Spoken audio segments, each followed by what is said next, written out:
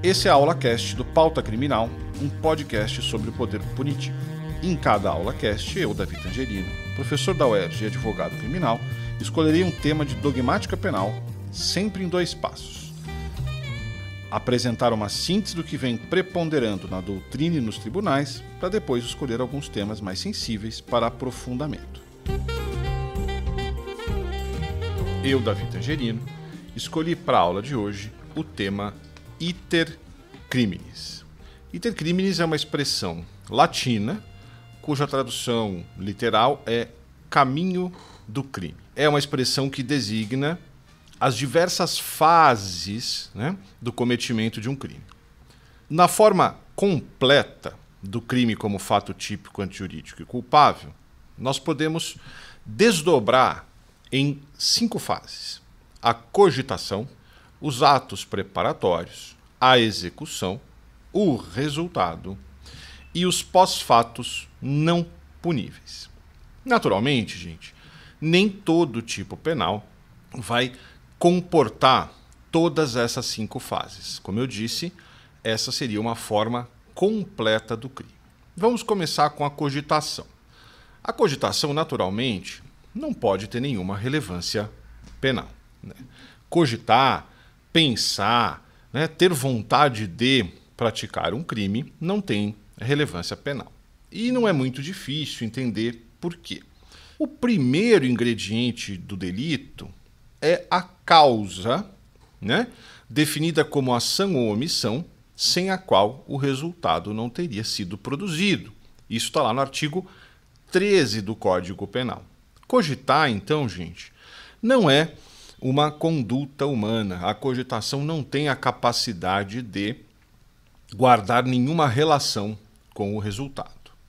Nessa seara, o artigo 31 do Código Penal e o artigo 54 do Código Penal Militar têm redação muito parecida e marcam o início da relevância penal da conduta, ou seja, a partir de que momento nós podemos começar a falar em punir alguém.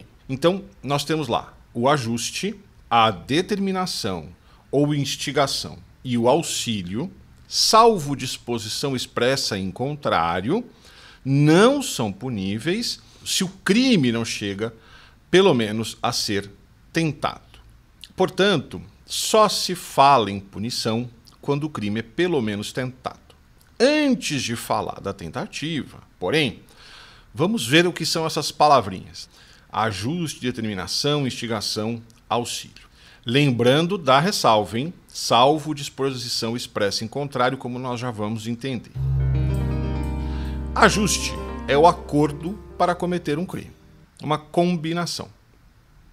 Determinação tem relação já com uma terceira pessoa, uma ordem, de cometer um crime por um terceiro. Instigação, por sua vez, é fomentar a conduta, estimular a conduta novamente a ser cometida por um terceiro. E o auxílio é uma prestação ativa, uma cooperação material para o crime.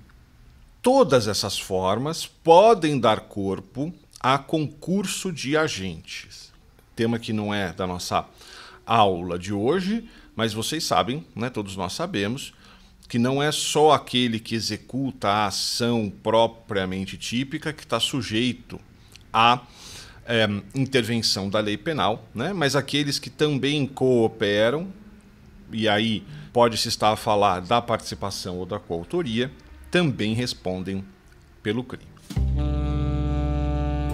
Mas vamos atentar para o seguinte: essas prestações, essa tomada de posição, sobretudo no auxílio, elas podem ser autonomamente punidas ou elas podem ser consideradas atos preparatórios. Então vamos entender um pouquinho do que se está a falar. Os atos preparatórios, ou seja, aquelas providências que são tomadas antes da prática de um delito, não são puníveis. Nós acabamos de ver que só se fala em punição quando o crime é ao menos tentado, ou seja, quando há ao menos o início da execução. Então, O sujeito que compra uma arma para um roubo, né, estuda o lugar que ele vai roubar, entende as dinâmicas, faz ali uma observação, até aí não começou a execução do crime. E, portanto, esses atos preparatórios não autorizam a punição pelo crime fim, pelo crime almejado, desejado pelo sujeito. Todavia, esses atos preparatórios podem ser eles mesmos um crime. Então, imaginem que A queira matar B, ministrando uma dose alta de cocaína, diluída em bebida alcoólica. A aquisição da cocaína, ainda que para fins de matar alguém, não é punível como ato preparatório do homicídio, a simples aquisição da cocaína. Mas, como vocês sabem, pode ser punida agora autonomamente como tráfico de drogas, correto? Então o ato preparatório não é punível para o crime fim, salvo quando ele for em si um crime. Como nós falamos ali do 31 do Código Penal e do 54 do Código Penal Militar, eu falei salvo disposição expressa. Então, quero chamar a atenção de todos aqui de que, por vezes, o legislador resolve antecipar o projeto punitivo, criminalizando agora de forma autônoma os ajustes, as instigações, os auxílios. Então vejam, o artigo 4º da Lei 8.137 de 90 criminaliza, aspas, abusar do poder econômico, dominando o mercado ou eliminando total ou parcialmente a concorrência, mediante qualquer forma de ajuste ou acordo de empresas. Então vejam que, de maneira excepcional, o legislador resolveu, sim, antecipar a incidência da punição já para o momento do ajuste ou do acordo, que ordinariamente não é punível se não houver, ao menos, a tentativa. O artigo 122 do Código Penal criminaliza tanto a instigação como o auxílio ao suicídio ou à automutilação. Vejam que esse recurso foi necessário do ponto de vista político-criminal, porque o suicídio e a automutilação não são crimes. Então, não poderíamos usar a regra geral de autoria e participação, porque autoria e participação pressupõem um crime. Suicídio e automutilação, salvo ali numa hipótese de fraude muito específica, no caso da automutilação, não são crimes. Então, foi preciso excepcionalmente, dentro deste marco punitivo, criar um tipo autônomo que agora criminaliza a instigação e o auxílio em si. Por último, apenas como exemplo, o artigo 349-A do Código Penal criminaliza o auxílio à entrada de aparelho telefônico de comunicação móvel, de rádio ou similar, sem autorização legal, em estabelecimento prisional. Como visto, né, aqui é o próprio auxílio que está sendo excepcionalmente criminalizado de forma autônoma. Como regra geral, portanto, a punibilidade só passa a ser possível no início da execução. E o que é execução?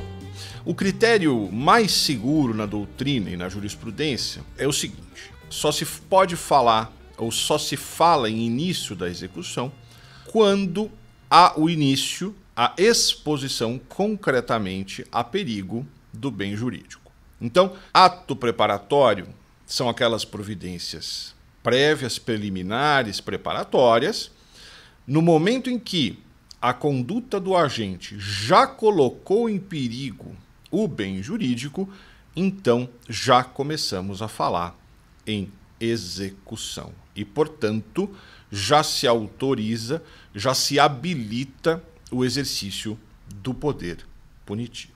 Agora, por vezes, gente, a própria realização da conduta típica coincide com a exposição a perigo ao bem jurídico. é o caso dos assim chamados crimes formais. Nos crimes formais, gente, o legislador antecipa a incidência do poder punitivo, que ordinariamente ocorre com a produção do resultado já para o momento da conduta. E aí há uma certa confusão, em grande parte atribuível à doutrina, na relação de crime material e formal com o resultado. Todo crime tem resultado. Todo crime tem resultado no sentido de que só se pode falar em crime quando houver ofensividade ao bem jurídico, seja pela via do dano, seja pela via do perigo. O que acontece nos crimes formais é que o legislador antecipa a ideia de resultado, no sentido lato, no sentido forte, para o momento da conduta, ou seja, a conduta já é considerada suficientemente ofensiva ao bem jurídico, independentemente da superveniência de um resultado, agora em sentido fraco, um resultado assim entendido como aquela alteração do mundo sensível, como queriam os causalistas há um século. Então, se eu prometo uma vantagem ao funcionário público para que ele deixe de praticar, né, se omita ou pratique um ato de ofício de maneira ilegal, ao prometer, simplesmente ao realizar essa conduta, eu já coloquei, do ponto de vista típico-objetivo, em perigo o bem jurídico. Não importa se o funcionário público recebe ou não a vantagem. O legislador considerou que já era excessivamente perigoso ao bem jurídico à administração pública permitir que alguém prometa vantagem indevida a funcionário público. Logo, gente, se nós pensarmos numa linha do tempo que começa com a cogitação, é seguida pelos atos preparatórios, e aí nós colocamos alguns pontinhos nessa linha do tempo para a execução, que termina com o evento resultado, se nós formos fazer uma linha do tempo para os crimes formais, o mesmo ponto do início da execução coincide com a produção do resultado. Nós não temos um trecho da linha do tempo, nós temos um ponto que é ocupado tanto pela execução quanto pelo próprio resultado. Já nos crimes materiais, há sempre uma separação perceptível, ainda que quase instantânea, entre a ação e o resultado. Entre eu exercer a violência e subtrair a coisa no roubo, há um espaço temporal. Mesmo no homicídio, né? Ainda que eu mate alguém mediante um único tiro fatal, nós conseguimos separar a ação, o tiro, do resultado morte. Nesse caso, o lapso de tempo vai ser muito curtinho, mas ainda assim nós conseguimos separar com clareza o que é conduta do que é o resultado morte.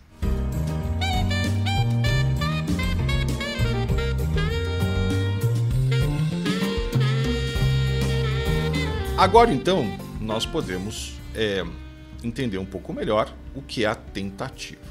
Diz-se o crime tentado, estou no artigo 14 do Código Penal, quando, iniciada a execução do crime, não se consuma por circunstâncias alheias à vontade do agente. Então há um ingrediente central na tentativa que vai separá-la de outras formas incompletas do delito, que é a circunstância externa à vontade do agente. O agente não atinge o resultado, não porque ele deixou de querer, mas porque alguma coisa fora do âmbito da sua vontade, do seu domínio da ação, aconteceu. Então vamos separar esses dois requisitos. A, o sujeito inicia a execução, e B, não há consumação por um fato, uma circunstância externa à sua vontade. Gente, esse componente A, o requisito, o sujeito inicia a execução, faz com que nós não admitamos tentativa, nem nos crimes culposos, nem no que se refere ainda à doutrina como préter-dolosos, sendo mais adequado, na minha opinião, chamá-los de delitos agravados pelo resultado. Os crimes culposos, como todos sabem, é a produção do resultado típico, previsível, por meio da quebra de um dever objetivo de cuidado. Esses pré-dolosos ou agravados pelo resultado são aqueles em que o sujeito realiza uma ação dolosa, da qual sobrevém um outro resultado mais grave, a ele imputável agora por culpa. Se o sujeito quer dolosamente ambos os resultados, nós teremos um concurso de delitos, que será material ou formal, conforme haja mais de uma ação. No concurso formal, uma ação com mais de um resultado. No concurso material, com mais de um resultado. Então, vejam que o concurso formal também admite a superveniência de um resultado culposo. Então, voltando, por que não admitimos tentativa nos crimes culposos e nos pré-dolosos? Porque nos culposos, com muita clareza, né, não se aplica a lógica do sujeito inicia a execução. Por definição, no crime culposo, o sujeito não executou o crime. Ele cometeu, sim, uma quebra de dever de cuidado, que não pode ser chamado de execução do crime, da qual sobreveio um resultado típico e previsível. Nos pré-dolosos, o sujeito só é capaz de iniciar a execução do delito antecedente doloso. Não faz sentido dizer que, em relação ao resultado extra atribuível a ele por culpa, houve execução. Por isso, nós não admitimos tentativa em nenhuma dessas duas figuras.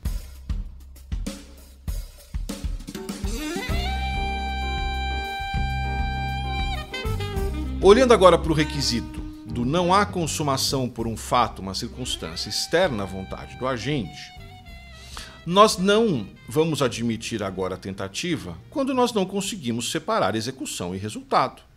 Ora, como é que a consumação coincidente com a conduta poderia permitir uma interrupção, uma quebra de execução entre conduta e consumação, se elas são coincidentes? Então, por esse motivo, nós não admitimos tentativa quando esta separação não for possível, como é o caso dos crimes formais e o caso dos omissivos próprios. Como vocês sabem, o crime omissivo próprio se consuma quando, concretizando o dever de agir do sujeito, ele não o faz. Vejam, é instantâneo. Surgiu o dever, o sujeito não agiu, o crime está consumado. É coincidente, portanto, não cabe falar em tentativa. No campo dos crimes formais, a doutrina costuma dividir os crimes formais unissubsistentes dos plurissubsistentes. Para tanto, a gente tem que fazer a distinção entre ato, né, e fato. O fato pode se desdobrar em diversos atos, em diversas condutas, mas que só tem relevância jurídica como unidade, como fato. Então, o fato jurídico de eu matar alguém mediante 5 facadas se desdobra em 5 atos, cada uma das facadas. Mas nós vamos chamar de homicídio o fato, a soma desses atos. Então, os delitos formais unissubsistentes seriam aqueles em que só há um ato. O fato se resume a um ato. Já nos plurissubsistentes, o fato se desdobraria em vários atos. E neste caso, excepcionalmente, não se pode dizer, então, que o resultado coincide com a conduta, porque a conduta se desdobra no tempo. Eu tenho severas restrições a esse conceito e vou explicar por quê. O velho Nelson Hungria, embora um doutrinador clássico, sempre muito acurado, sempre muito afiado nos seus conceitos, entendia que, por exemplo, o crime de extorsão é um crime formal e aí plurissubsistente. O tipo de extorsão está previsto no artigo 158 do Código Penal e tem a seguinte redação: constranger alguém, mediante violência ou grave ameaça, e com o intuito de obter para si ou para outrem indevida vantagem econômica a fazer, tolerar que se faça ou deixar de fazer alguma coisa. A pena de reclusão de 4 a 10 anos de multa. A Hungria sustenta que o crime seria formal, ou seja, agindo o sujeito com violência ou grave ameaça, desde que, claro, com o intuito de obter vantagem econômica indevida, estaria consumado o crime de extorsão. Nesse sentido, nós conseguiríamos separar duas ações. A ação de exercer a violência ou grave ameaça e depois o constrangimento do sujeito. E poderia ainda ter uma terceira dimensão, que é agora a obtenção efetiva da vantagem econômica. Vamos lembrar, o tipo diz com o intuito de obter para si ou para outro indevida vantagem econômica. Então, está claro que obter a vantagem econômica não faz parte do tipo, e quanto a isso eu estou de acordo com a Hungria. E vejam que isso está sumulado na súmula 96 pela STJ, no sentido de que o crime está consumado independente da vantagem econômica. Mas vejam, na hipótese da Hungria, de crime formal, se o sujeito exerce a violência ou grave ameaça, mas a vítima imaginada não se sente constrangida por qualquer motivo, o crime seria tentado. Por quê? O sujeito exerceu a conduta, a violência ou grave ameaça, mas não conseguiu o resultado. Por quê? Por uma circunstância alheia à sua vontade. A vítima, por qualquer motivo, não se sentiu constrangida. Então, neste caso, nós teríamos excepcionalmente um delito formal, plurissubsistente, que admitiria a tentativa, posição reconhecida pela jurisprudência, ao mesmo tempo que reconhece que, na prática, é muito difícil verificar esse não constrangimento da vítima. Como disse, eu discordo dessa posição. Constranger, para mim, é um verbo que demanda que o sujeito se sinta constrangido. Constranger é um verbo que invoca o resultado, um resultado perceptível, mensurável. Como é que eu sei se o sujeito se sentiu constrangido, Davi? Ora, se ele, mediante violência ou grave ameaça, tolerou que se fizesse ou deixasse de fazer alguma coisa. Assim, para mim, o crime é material. Não basta o mero emprego da violência ou grave ameaça. É preciso haver o constrangimento. De fato, como eu já disse, a obtenção da vantagem é um especial fim de agir, que, na verdade, gente, olhando bem, nada mais faz do que tornar a extorsão uma forma qualificada do crime de constrangimento ilegal do 146. E, naturalmente, se eu estou dizendo que o crime é material, eu estou automaticamente assumindo que ele pode, sim, ser tentado quando, iniciada a execução, o constrangimento não ocorre por qualquer motivo. Aproveito aqui brevemente para dizer que, sob qualquer ângulo, este crime tem uma pena desproporcional. Se for considerado formal, como quer a Hungria, nós temos uma pena mínima de 4 anos apenas por ocasião do especial fim de agir patrimonial, já que o constrangimento ilegal tem pena mínima de 3 meses. Ora, nós estaríamos aumentando 16 vezes a pena apenas pela intenção patrimonial do agente. Mesmo como crime material, seria desproporcional. Se eu uso violência e obtenho o ganho patrimonial, subtraio a coisa, eu incido na pena do crime de roubo. E a extorsão, apena o sujeito da mesma forma na extorsão, quando ele usa da violência agora apenas para obter ganho patrimonial. Então, tanto faz eu exercer a violência ou grave ameaça e subtrair a coisa, 4 a 10 anos, como se eu exerço essa violência ou grave ameaça para obter uma vantagem econômica indevida. Naturalmente, me parece perceptível aqui como nós estamos a falar de ofensas muito diferentes ao bem jurídico que não justificam uma pena idêntica.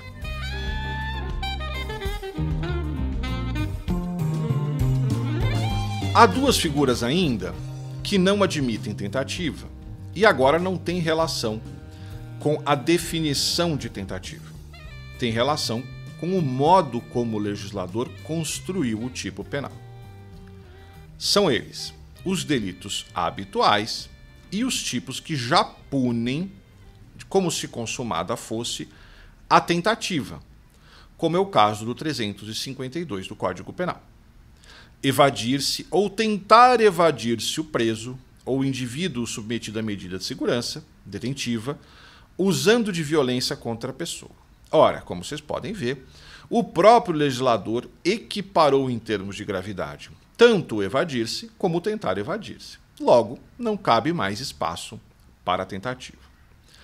Já nos delitos habituais, o que nós temos é o seguinte: esses são delitos que só ganham densidade típica mediante a reiteração de condutas. Reiteração de condutas que, em si, ainda não são crime. Diferente, portanto, do crime continuado. Então, o curandeirismo, por exemplo, é um delito habitual. O sujeito só será submetido, né, só ganhará densidade típica, o curandeirismo, quando houver uma habitualidade, uma reiteração de condutas. Ora, se só ganha densidade típica com a reiteração de condutas, naturalmente, aquelas condutas isoladamente atípicas não podem ser consideradas tentativa de crime habitual. E por último, é sempre bom lembrar que agora, por uma decisão política, por uma decisão político-criminal, as contravenções penais, né, não são punidas na forma tentada. Vejam, não são punidas na forma tentada. Não é que elas não possam ser teoricamente tentadas. Essa foi uma decisão política e está no artigo 4º da Lei das Contravenções Penais. De toda forma, o resultado prático, né, de se considerar uma conduta tentada é a redução da pena de 1/3 a 2/3, e, portanto, nós estamos na terceira fase da dosimetria, tendo como referência a pena que seria aplicado caso o crime fosse consumado. Então, calculamos a pena do consumado e a reduzimos de 1/3 a 2/3 pela tentativa. O critério de redução tem relação com o nível de proximidade do resultado. Quanto mais distante da produção do resultado, tanto maior deverá ser a redução. Quanto mais próximo do resultado, tanto menor deverá ser a redução. Então imagine o sujeito que vai furtar o conteúdo, uma joia contida em um cofre.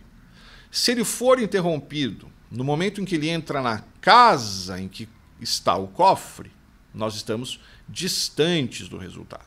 Se ele é interrompido, todavia, já com o cofre aberto e com o colar, a joia, na sua mão, obviamente, nós já estamos muito mais próximos do resultado e a redução, portanto, deve ser menor. Vamos aproveitar este momento, então, que nós estamos discutindo a intensidade da pena na tentativa, para lembrá-los que o artigo 17 recebe o nome de crime impossível, mas, na verdade, ele nada mais é do que uma tentativa, porém uma tentativa impunível. Por que impunível? Ora, se eu disse que quanto mais próximo do resultado, tanto menor a redução, quando o resultado nunca pudesse ser atingido, nós levamos essa redução a 100%. Nós não punimos, porque o bem jurídico nunca esteve, de fato, exposto a perigo. Mediante duas hipóteses, gente.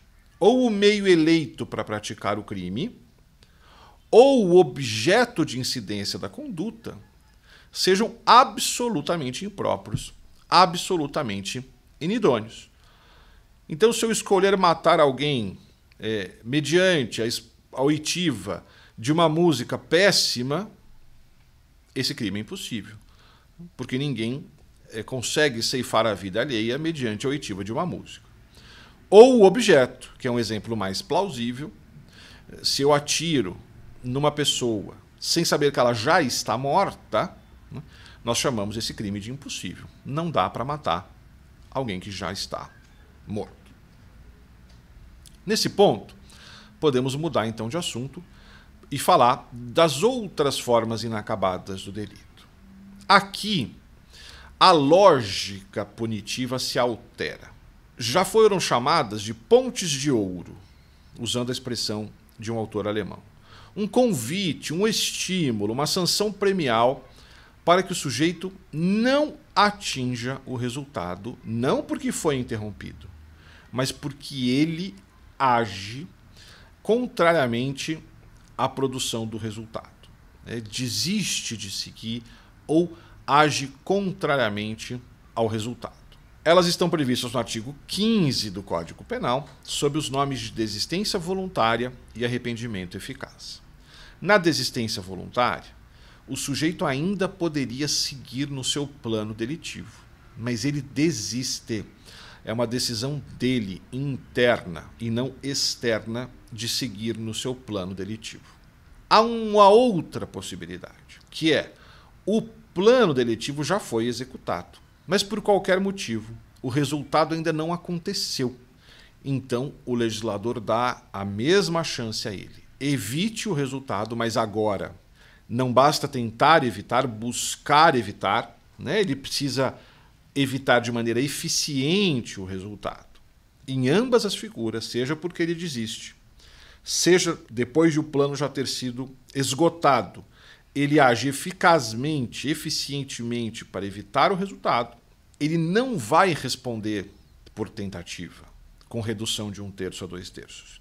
Ele vai responder apenas pelo crime praticado, se algum.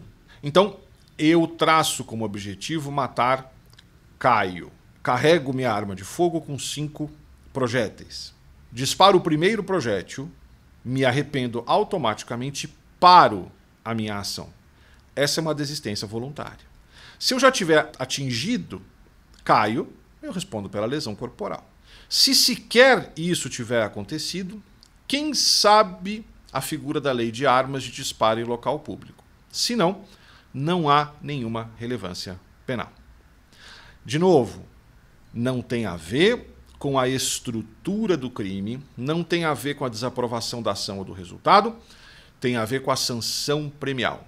É mais interessante não puni-lo ou puni-lo apenas pelo crime até então praticado, como estímulo para que ele não siga no crime mais grave na produção do homicídio.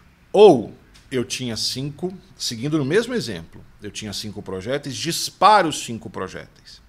Erro 3, acerto 2, ou seja, acabou o meu resultado delitivo. Me arrependo, fico com medo de ser pego, não importa o motivo. Apenas que, em vez de ir embora e deixar Caio à própria sorte, eu agora ajo de maneira eficiente, chamo ajuda, boto Caio no meu carro, levo para o hospital e ele sobrevive. Neste caso, responderei apenas pelas lesões corporais. É um estímulo do ordenamento para que eu preserve a vida, para que eu preserve o bem jurídico mais gravemente afetado. Classicamente, nós ensinamos o artigo 16 nesse momento, embora ele não seja propriamente um tema de iter criminis, né? Ele se chama também arrependimento, porém agora arrependimento posterior. Posterior a quê, gente? Ao resultado. Como o resultado já aconteceu, a punição está plenamente habilitada na sua forma consumada. Mesmo assim, por motivos de política criminal, o Código Penal previu algumas sanções premiais. Artigo 16, então. Nos crimes cometidos sem violência ou grave ameaça à pessoa, esse é um requisito claro, reparado o dano ou restituída a coisa, agora nós temos um marco temporal, até o recebimento da denúncia ou da queixa, por ato voluntário do agente, não precisa ser um ato arrependido, né? A posição subjetiva dele aqui importa bem menos, basta que seja voluntário, a pena será reduzida de 1/3 a 2/3. Nós vamos dar o mesmo tratamento penal a esta circunstância que nós damos a tentativa. De novo, uma sanção premial em prestígio ao interesse da vítima. Nos crimes sem violência ou grave ameaça, nós estamos legislativamente pressupondo que o interesse maior da vítima é a reparação do dano ou restituição da coisa, desde que antes do início do processo penal, desde que antes do recebimento da denúncia ou da queixa, e claro, por ato voluntário da gente, não naquela hipótese em que o dano foi reparado ou a coisa foi restituída por uma ação, por exemplo, da autoridade policial que recuperou o bem. Nesse caso, nós vamos dar um prêmio para o sujeito, reduzindo a pena em prestígio ao interesse da vítima. Chegando então para a parte final da nossa conversa, o conceito de resultado já foi mencionado aqui, mas é sempre bom reorganizar.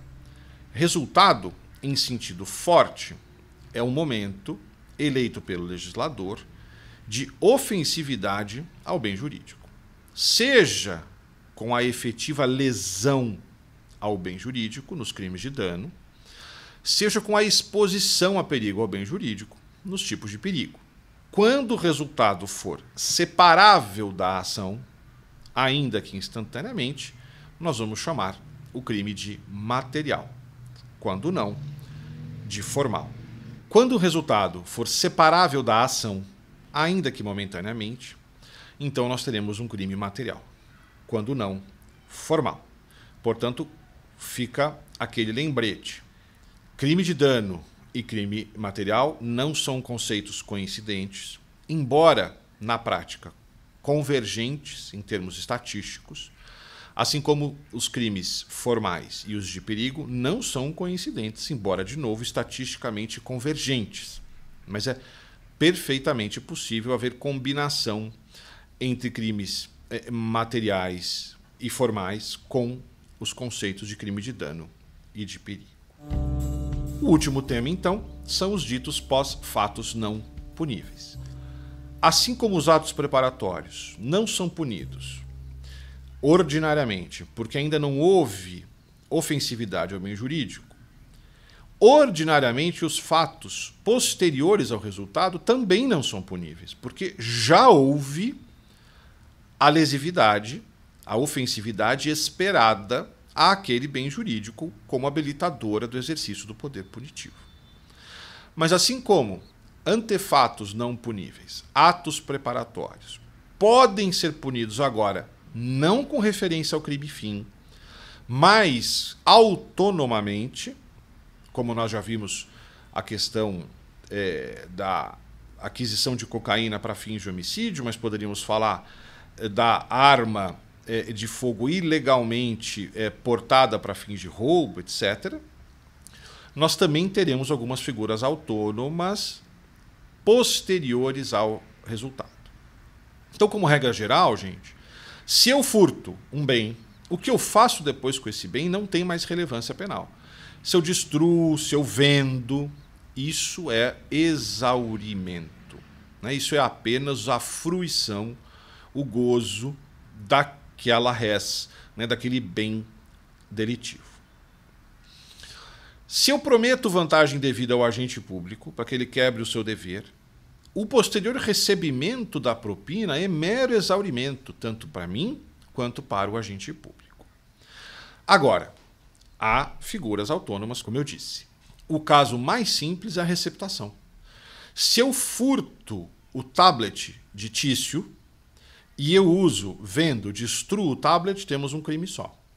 Todavia, se eu furto o tablet de Tício e depois vendo para Maria, se Maria adquire este bem sabendo que ele era produto do crime, agora, de maneira autônoma, porque existe o tipo de receptação, Maria responde por este crime. É exatamente a mesma coisa com o tipo de lavagem de dinheiro, que alega-se no caso em que o sujeito oculta, dissimula a origem, a propriedade, a disposição de um bem havido, gerado ilicitamente, ele coloca em perigo agora um novo bem jurídico que, segundo dizem, eu tenho uma série de críticas a esse conceito, exporia, então, a perigo a administração da justiça com letra maiúscula, a administração da justiça como bem jurídico. Ficamos, então, aqui com essa aula cast sobre iter criminis. Até a próxima.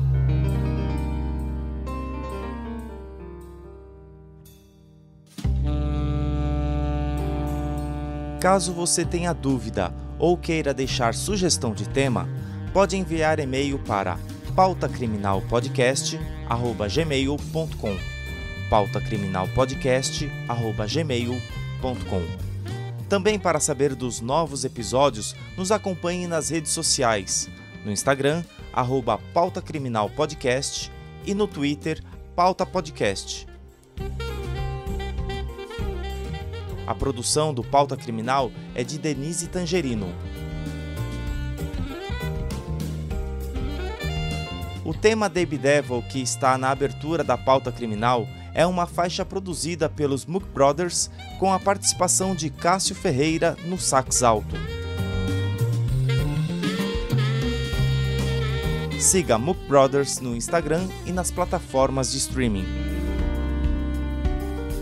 Gravação e edição de Marcelo Cardoso e Sérgio Pinheiro na Casa do Podcast.